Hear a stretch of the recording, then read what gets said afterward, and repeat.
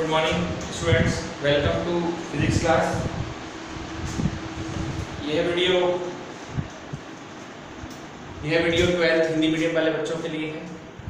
जैसा कि आपको पता था कि हम लोग आपको विद्युत द्विध्रुव के कारण अक्ष पर विद्युत क्षेत्र की तीव्रता करा चुके थे और द्विध्रुव के कारण अक्ष पर जो विद्युत क्षेत्र की तीव्रता आई थी वो आई थी E मैग्नीट्यूड बराबर अक्ष पर ना यह आया था आपका 2kp वेक्टर अपॉन r।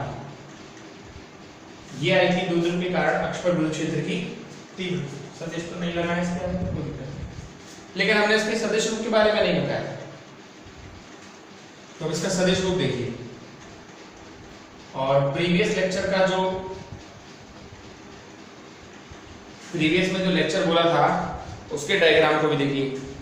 उसके डायग्राम से पता चल रहा है कि परिणामी विद्युत क्षेत्र E1 जाता था और E1 की जो दिशा थी वो मतलब E1 जा रहा था तो E1 की दिशा माइनस से प्लस की हो रही थी, प्लस द्विध्रुव आघूर्ण की दिशा भी माइनस से प्लस की हो रही थी। यहाँ पर विद्युत द्विध्रुव आघूर्ण की दिशा और विद्युत क्षेत्र की दिशा दोनों एक ही थी। तो सदिश रूप में अपन को सिर्फ इतना सा लिखना है, E वेक्टर बराबर 2kp वेक्टर अपॉन r।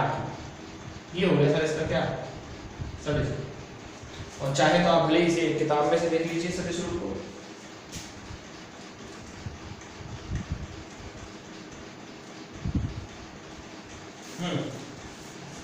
ठीक है, आप लोग हाकियात ना किताब भी देखते रहा कीजिए कि हम कितना करा रहे हैं, कैसे करा रहे हैं, है ना, आपको अंदाजा रहेगा।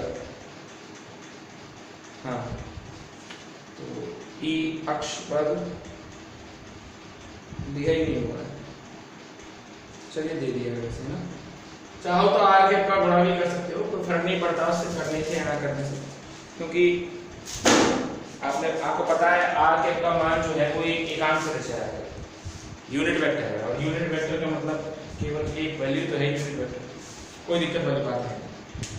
आज हम आपको पढ़ा रहे हैं द्विध्रुव के कारण निरक्ष पर विद्युत क्षेत्र की तीव्रता।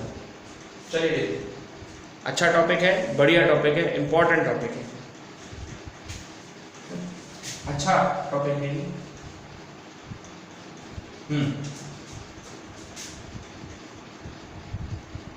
विद्युत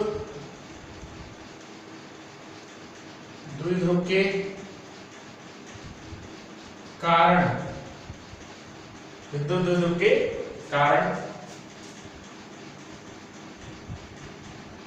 निरक्ष पर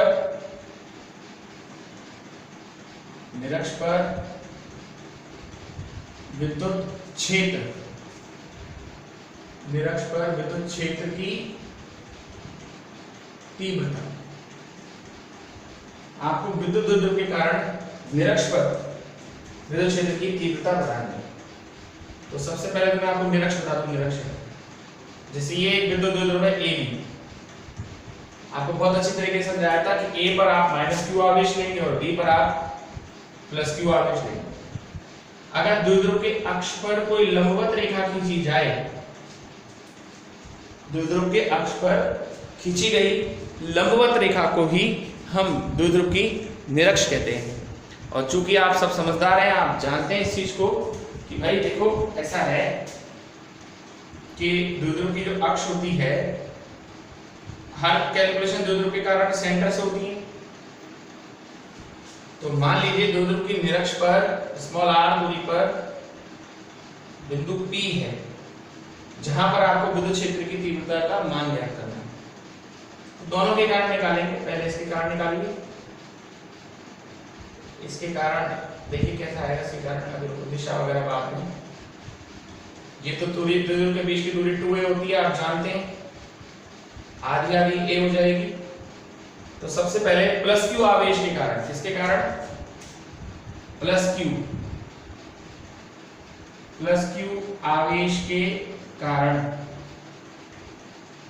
आवेश के कारण, ये बिंदु P है आपका, +q आवेश के कारण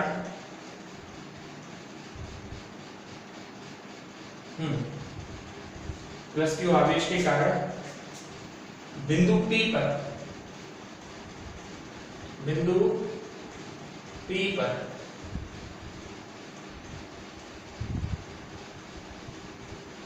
क्षेत्र की तीव्रता, ठीक है, और यह है तुम्हारी कितनी E1 वेक्टर लगाना, तो KQ, अब प्लस क्यू आवेश की दूरी देखिए कितनी है BP, तो KQ अपॉन BP का स्क्वायर, और डायरेक्शन होगी B से P, क्यों? क्योंकि धनावेश है और धनावेश के कारण जो बलरेखाएं होती हैं वो बाहर की तरफ होती है, तो डायरेक्शन बाहर की तरफ आएगी, ये डायरेक्शन होगी E1, ठीक है। BP का स्क्वायर है, अब इस BP स्क्वायर को निकाल लीजिए, देखिए ये A है ये R है, तो पाइथागोरस प्रमेय से निकल जाएगा BP स्क्वायर बराबर कितना, R square plus A square, E1 vector बराबर क्या आएगा, KQ upon R square plus A square, ये डायरेक्शन है B से P, समीकरण नंबर 1 ये है। अब इसी तरीके से आप निकालिए किसके कारण, माइनस क्यू आवेश के कारण, देखिए माइनस क्यू आवेश के कारण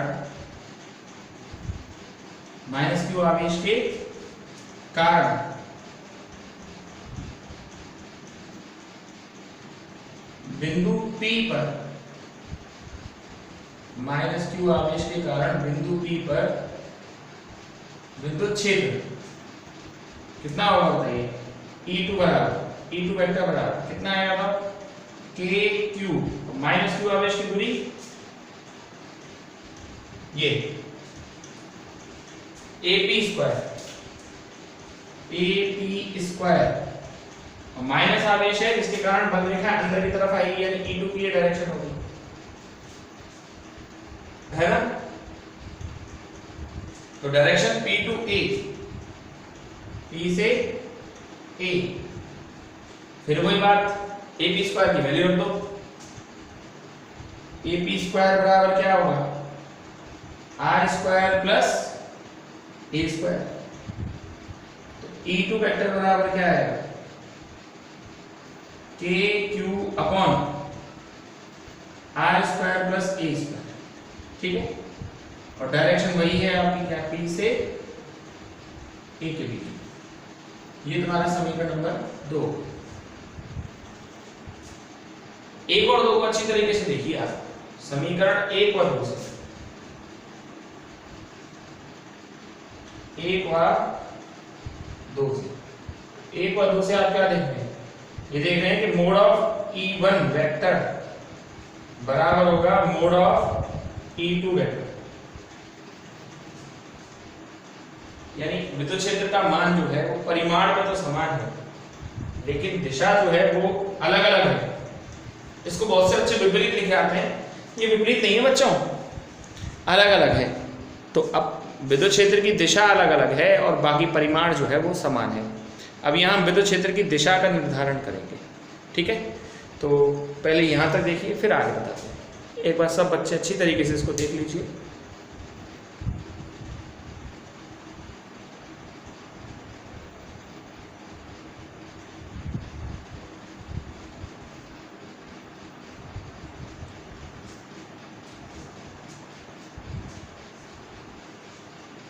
चलिए सर आगे चलते हैं, ठीक है।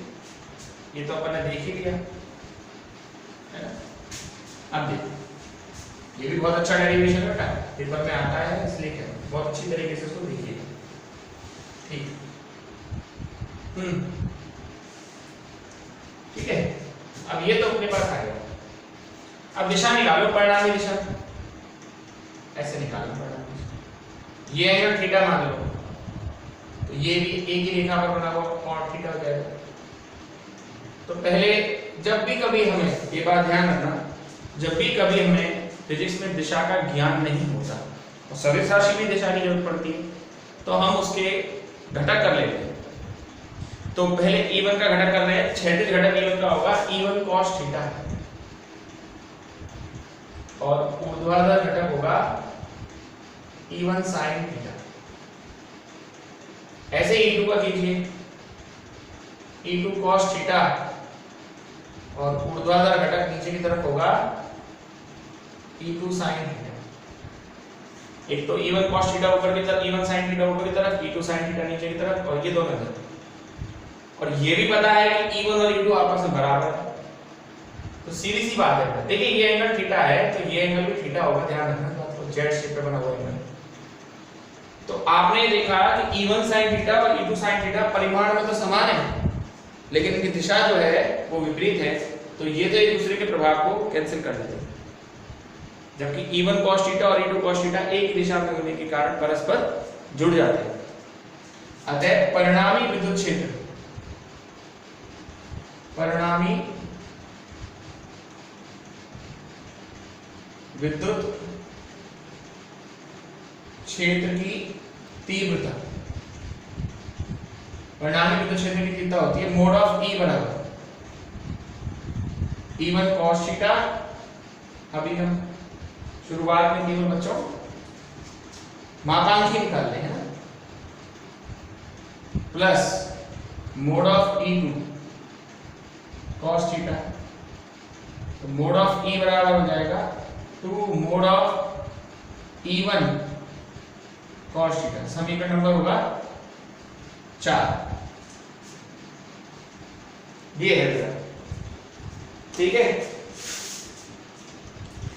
ये आपका है। अब आप ऐसा कीजिए, समीकरण 1 से 4 में मान रख दो, ठीक है। समीकरण 1 से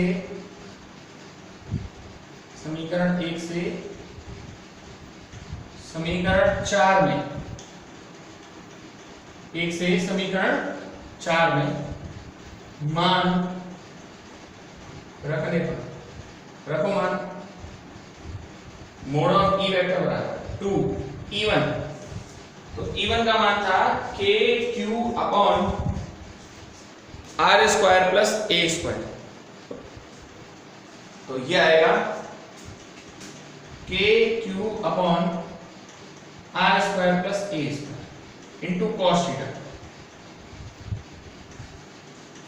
cos थीटा का मान आप यहां से निकाल लीजिए, तो cos थीटा बराबर क्या आएगा, cos थीटा बराबर होता है आधार बटे कण, तो आधार तो A हो गया और कण हो जाएगा आपका पाइथागोरस प्रमेय से R square plus A square का अंडर, तो cos थीटा बराबर होगा A upon R square plus A square की घात कितनी, 1/2।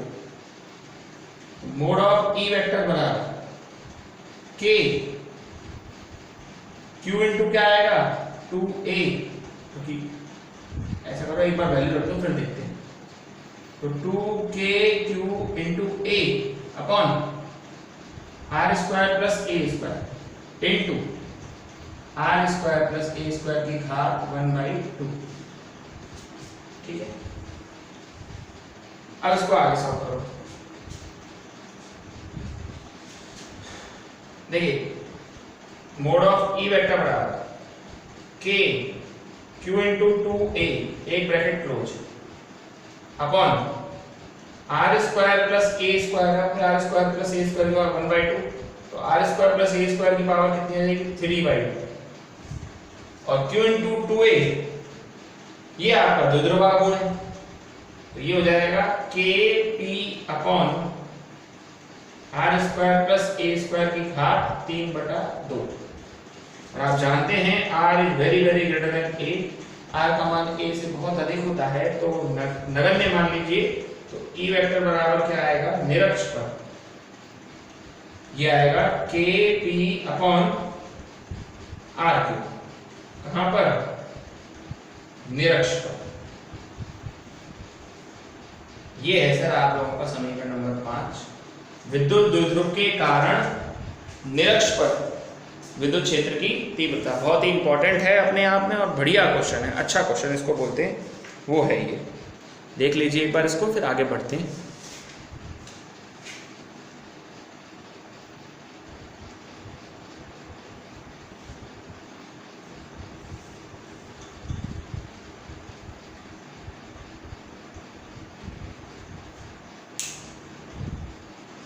चलिए सर आगे चलते हैं, आइए। अब हम इसकी दिशा की बात करते हैं, इसकी सदिश रूप की बात करते हैं। आइए, अभी डायग्राम बोर्ड पर ही है तो अच्छा तरीके से समझ में आ जाएगा।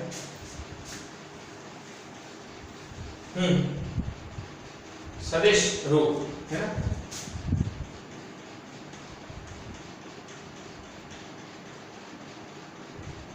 सदिश रूप कैसे, देखो परिणामी विद्युत क्षेत्र यूं है, इस तरह ये रहा E1 plus E2 positive plus से माइनस, लेकिन द्विध्रुव आघूर्ण की दिशा माइनस से प्लस होती है, यानी दोनों इस बार विपरीत हैं। तो आपको जब सदिश रूप लिखे ना, E वेक्टर बराबर किस पे है, निरक्ष पर, तो ये K P vector upon R cube into R cap आएगा, पर आगे इसमें क्या लगा हुआ होगा, माइनस। आगे इसमें माइनस लगा होगा, वो इसलिए लगेगा माइनस भैया कि सदिश रूप में दोनों की जो दिशाएं हैं परस्पर विपरीत हैं, इसलिए माइनस लगेगा उसमें। ठीक है, E वेक्टर बराबर हो जाएगा minus KP upon R cube dot R। ये आंसर होगा बेटा आप लोगों का विद्युत द्विध्रुव के कारण सदिश रूप का। ठीक है, तो अब हम इन दोनों में जो आपने पढ़ ली है अक्ष और निरक्ष, इसमें हम एक संबंध बताते हैं, आइए देखते हैं।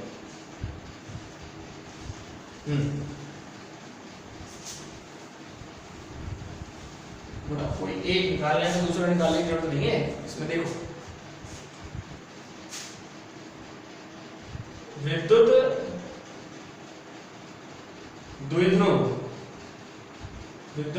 के अक्ष तथा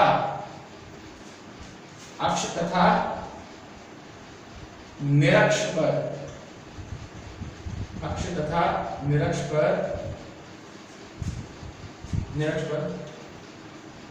विद्युत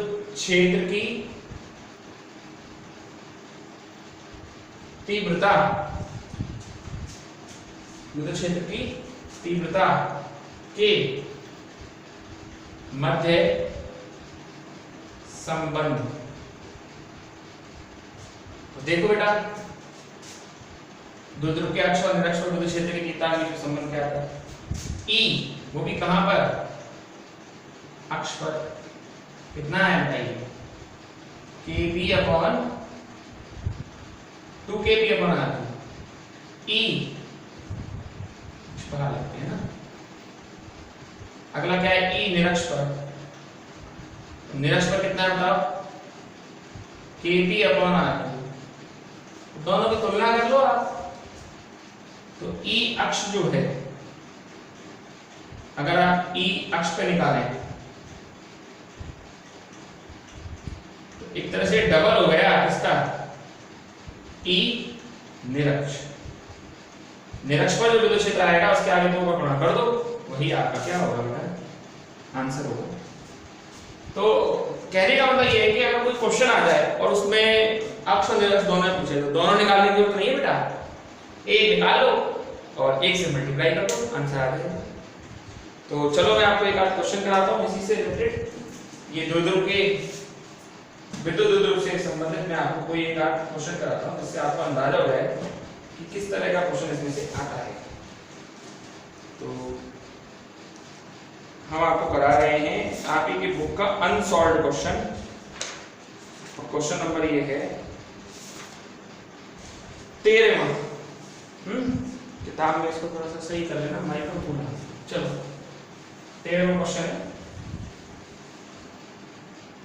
आइए देखते हैं।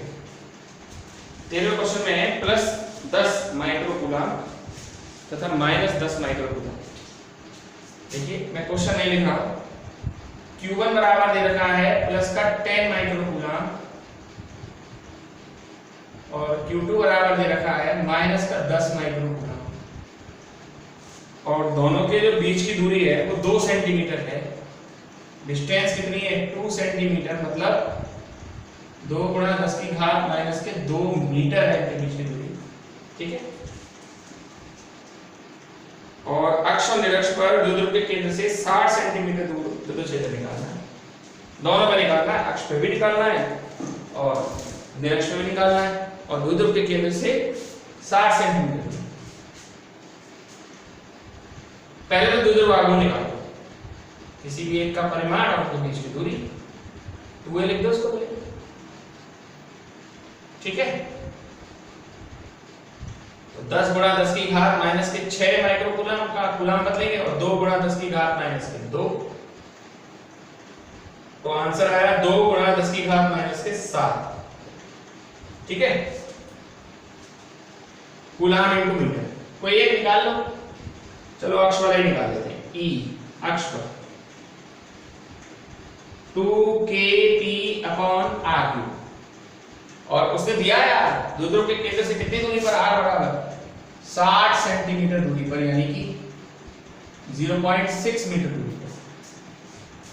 तो 2 आएगा, k की जगह 9 गुणा 10 की घात 9 आएगा, p की जगह कितना आएगा 2 गुणा 10 की घात माइनस 7 आएगा, और r की जगह 0.6 है, r की जगह 3 मान आएंगे, है ना।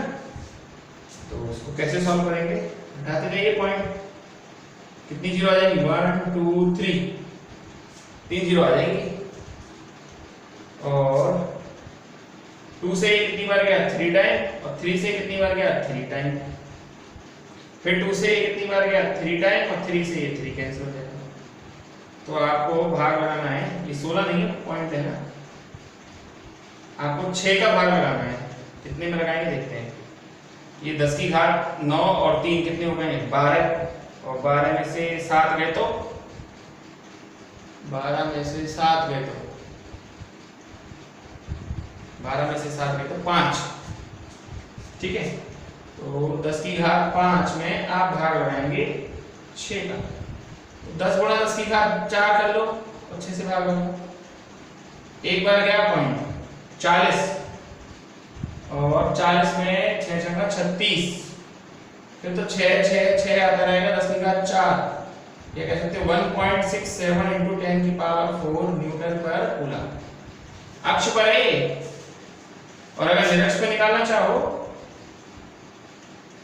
तो इसका आधा कर दो, 1.67 10⁴ में डिवाइड कर दो 2 से, तो 2 × 8 = 16, 0.8,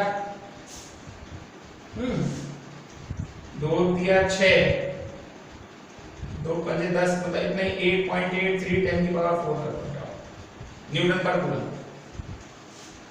तो ये है बेटा इसका आंसर, देख लेते हैं एक बार सही है कि नहीं हमारे। हाँ ठीक है, दोनों ठीक है, बिल्कुल सही है। आशा करते हैं आप लोगों को ये दोनों क्वेश्चन समझ में आ गए होंगे। आसान सा क्वेश्चन है, ये आपकी बुक का क्वेश्चन नंबर है 13। आप देख सकते हैं, क्वेश्चन मैंने लिखा नहीं है, बुक में से देख के अपने आप ही नोट करें क्वेश्चन को। ओके, आज के लिए बहुत है बच्चों, ठीक है, दैट्स ऑल फॉर टुडे।